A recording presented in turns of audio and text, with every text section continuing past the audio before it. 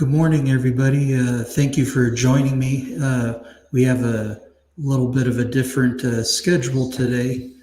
We're redoing last night's program. We kind of had some sound issues, so we're giving it another whirl this morning. Yeah, thanks for tuning in.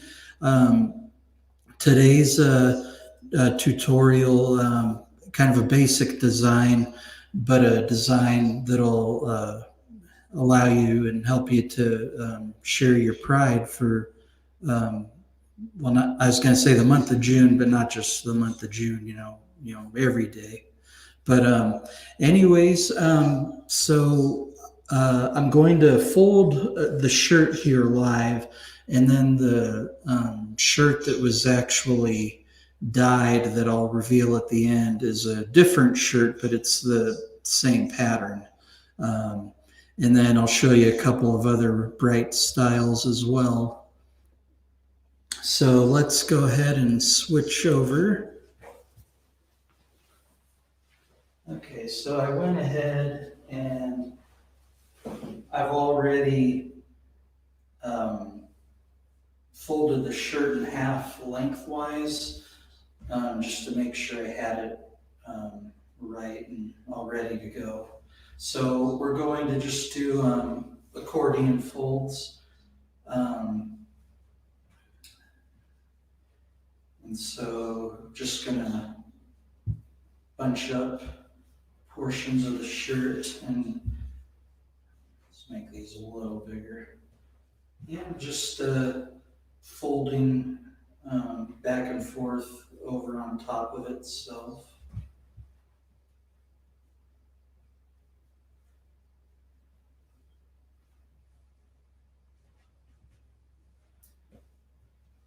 And as I like to do with my tie-dye, I think I've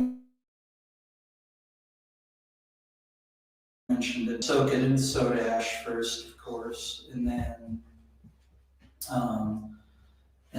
I turn the shirt inside out.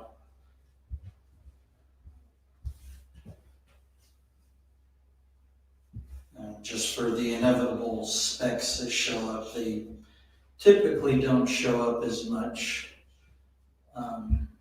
on the outside of the shirt if you tie it inside out.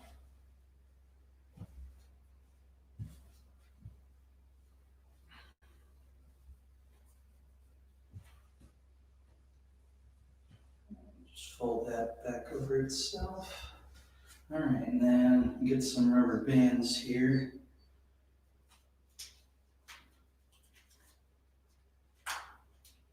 Get it fairly tight.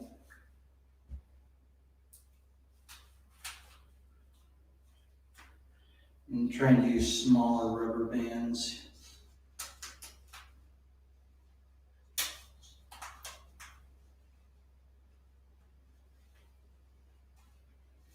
All right, and then just going down the length of the shirt.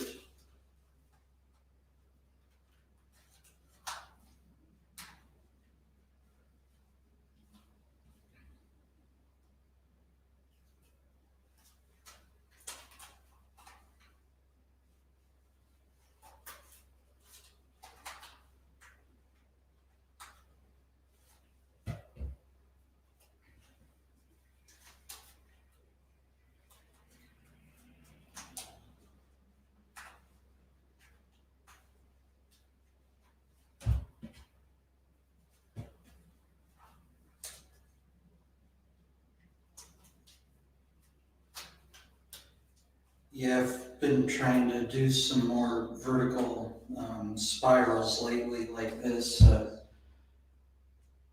My fiance sent me a tutorial about it, and I kind of got the bug on tying this pattern. Let's see, let's do maybe one more.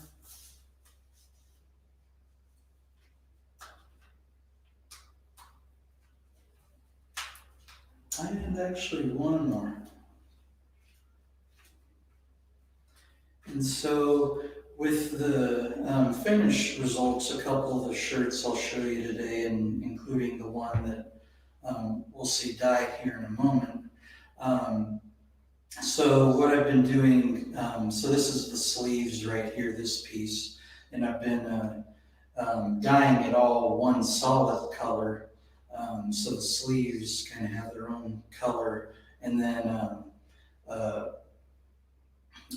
just going through the rainbow in each section. But then when I reverse it, and this is something you'll also see in the video, I don't do the same color on the other side. I'm doing a complementary color. So for example, if I do blue on this side, I'll do purple on this side, or if I do orange up here, then I'll do yellow on this side. And that's another technique I've been playing with recently, really producing some cool results. But yeah, let's check out the video. And while the video's playing, I just want to read a piece of an article. It's from last July from Them magazine, and it's just an article about pride flags. The title of the article is Pride Flags 101, Everything You've Ever Wanted to Know About Gay, Trans, and Other Pride Flags. It seems like every year there are more striped flags than ever before to represent every single group celebrating pride. Like the multicolored flags used in the Hanky Code, it can sometimes be hard to remember which flag stands for which subculture, from giant cloth flags that stretch for multiple city blocks to tiny pride flag emoji symbols on Twitter. And what's more, pride flags are in a state of constant evolution. In recent years, the traditional horizontal rainbow-striped flag has been supplanted by the Progress pride flag, which adds more inclusive colors to acknowledge groups that have been historically left out of pride events. So where did all those pride flags come from? Why do we need them, and what do they mean? The answers to the first two questions are simple. They emerged from a need to assert the presence of LGBTQ plus people in their community at a time when they tended to be overlooked by mainstream culture. By displaying a flag, activists of decades past were able to draw attention to their existence, find each other, and push for more inclusion. But analyzing the meaning of each flag is a bit more complex. Let's break it all down. What is the history of the pride flag? And before I continue, I forgot to mention the author of this article is Matt Baum. Before the rainbow striped pride flag was created, the LGBTQ plus community tended to use the pink triangle as a symbol adapted from the badge that gay prisoners were forced to wear in Nazi concentration camps. During World War II, Nazis forced gay men in camps to wear a downward pointing triangle, with around 100,000 estimated to have been held prisoner and 65,000 thought to have been killed. The pink triangle was most famously adopted by the HIV advocacy group ACT UP. There was also some use of the Greek symbol AMDA. I'm sorry if I'm pronouncing that wrong. Green carnations, blue feathers, ace playing cards, and a purple handprint. Lambda represents energy and balance and was primarily used by the Gay Activists Alliance in the 1970s.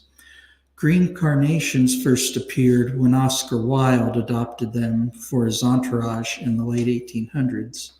The purple hand can be traced back to a protest in 1969 after the San Francisco Examiner printed a homophobic report on gay bars. Locals protested outside the paper's offices. Employees dumped ink onto the protesters, who then used the ink to slap handprints along the building to show that they had been there. None of those symbols was particularly widespread in modern times, however. The history of the pride flag can be traced back to Harvey Milk, the famous San Francisco city supervisor, and his friend Gilbert Baker in the 1970s. Baker had served in the Army and moved to San Francisco following his honorable discharge. There he befriended Milk, who challenged him to create a symbol for what was more commonly called the gay community. Baker and a friend, named Lynn Segerblom, also known as Fairy Argyle Rainbow, developed a rainbow version that had 8 colors with a hot pink stripe, later removed because it was difficult to dye. Though it was often called the gay pride flag at first, it's now come to represent a much broader community than just gay men. Today, pride is much more inclusive of lesbians, bisexual people, and people who are trans or poly or asexual or queer. Gay as a catch-all term for anything gender non-conforming is a vast vanishing vestige of patriarchy. Over the years, the rainbow-striped pride flag came to be thought of as the sole icon of pride. But over the years, groups within the queer community felt the need to assert their presence as well. Lesbian, bisexual, transgender, and even leather groups created symbols for their communities, and over time came into more widespread use. So how many different pride flags are there?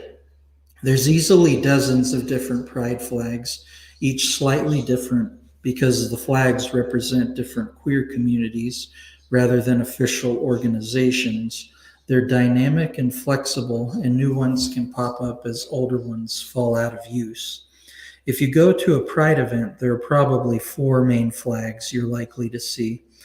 We'll talk about their meaning in a moment, but the ones that are most commonly in use are the Gilbert Baker version with 8 rainbow stripes, the Progress Pride flag designed by Daniel Quasar that adds stripes for trans people and people of color, the Pansexual Pride flag with pink, yellow, and blue stripes, and the Trans Pride flag with blue, pink, and white stripes. There's certainly more variations that you'll run into, but those 4 are the ones that are, at least for now, seem to get the most use. So what do the pride flags mean? The original rainbow flag used 8 colors to represent different spiritual and emotional aspects of the psyche. Hot pink, before it was removed, stood for sex. Red means life. Orange means healing. Yellow means sunlight. Green means nature. Turquoise means magic and art. Indigo, later changed to royal blue, means serenity. And violet means spirit. But of course, there are many more pride flags than just the rainbow version, created in the 1970s. Today, you're likely to see a version designed by Daniel Quasar that adds a triangular chevron to one side, with colors honoring the trans community as well as people of color. That one is commonly known as the Progress Pride flag. You may also see a version pioneered in Philadelphia that puts black and brown stripes at the top. The Bisexual Pride flag also has seen common use for many years. It has a pink block at the top, a thinner purple stripe, and then a blue block at the bottom. As designed, the pink represents same-sex attraction, the blue represents other sex attraction, and the thin purple stripe stands for the breadth of the gender spectrum. The Pansexual Pride flag is comprised of pink, representing attraction to femmes, yellow attraction to non-binary people, and blue attraction to masculine people, stripes. A less widely adopted polyamory flag, pride flag, has a blue representation, openness, red passion, black solidarity stripe with a gold emotional attachment pie symbol in the middle. A variation of the poly flag turns the black stripe into a triangle and replaces the pi symbol with a yellow stripe. The asexual pride flag, created in 2010, has four stripes: black to represent asexuality, gray for demisexuality, white for allies, and purple for community. Other variations of the pride flag include gender fluid, gender flexible, and gender queer pride, flags for the leather, bear, and BDSM communities, a polysexual pride flag, agender and aromantic pride flags, and even a rarely seen straight ally pride flag with a large rainbow triangle amidst black and white stripes. So I hope that article provided some insight on the different flags that you'll see in the community. So now we're going to transition to the final results. Before we do that, going to do our, it's becoming a little bit of a tradition, and including my rabbit Winton, and I have a couple pictures, or a few pictures here of him sitting in his little tunnel. And sitting at the other end of it, kind of a toy he's come to enjoy. And then also, if you happen to be around the Lamb Library, some of my art is on display there, and this is just a picture of their art wall. So if you want to see any of it in person, feel free to check it out at Lamb. It'll be there through the month of June. And so this is the shirt that was dyed in the video, and I'll hold up the finished product here in a moment.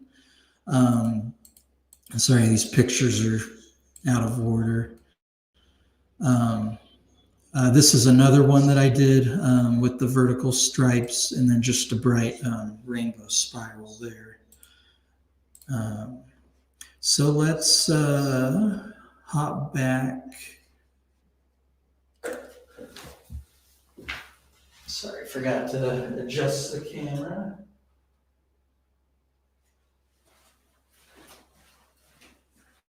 Okay. So here's the shirt that was dyed in the video with the bright vertical stripes there, and as you can see, did the blue sleeves. This is the other one here, and I did this color's the shiitake mushroom, and then this just bright spiral here. But anyways, thanks again for joining me, and especially for checking out this redo. The next to die for will be June 22nd, and we're going to, I'm going to show you how to tie-dye some dog shirts, and we'll be using my fiance Bobby's dogs as models. But anyways, thanks again for joining me, and take care, everybody, and have a good remainder of the week.